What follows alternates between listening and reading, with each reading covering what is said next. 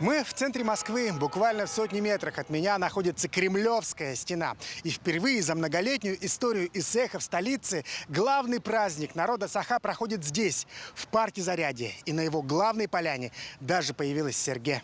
В этот день все пришедшие смогли погрузиться в мир якутских традиций. Вот, например, приветственный алгыс.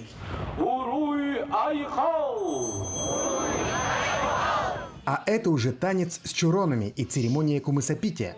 Как чурон, наполненный кумысом. Как же без масштабного усоха?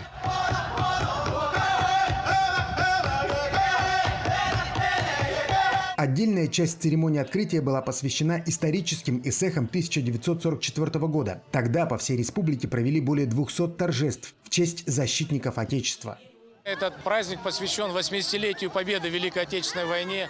Я думаю, это тоже очень символично. Мы сегодня здесь приветствуем и говорим спасибо огромное всем защитникам Отечества. И в военной форме, и в гражданских костюмах.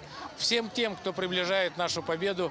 В этом году эсэх в Москве проводил Амгинский улус. И перед организаторами стояла сложная задача – соблюсти все правила администрации Зарядья и по максимуму задействовать непростое пространство ландшафтного парка.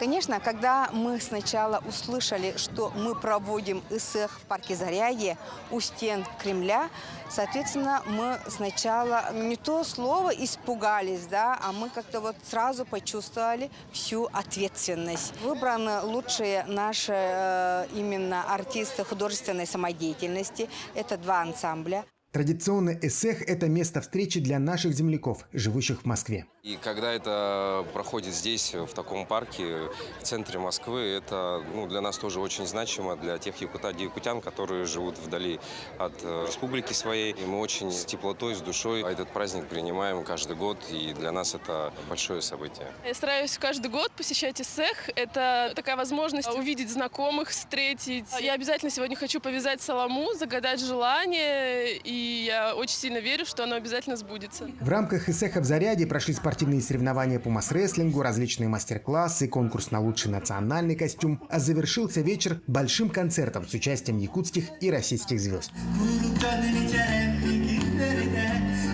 Максим Кардозу, Виктор Олесов, Айтал Байтунов, Москва.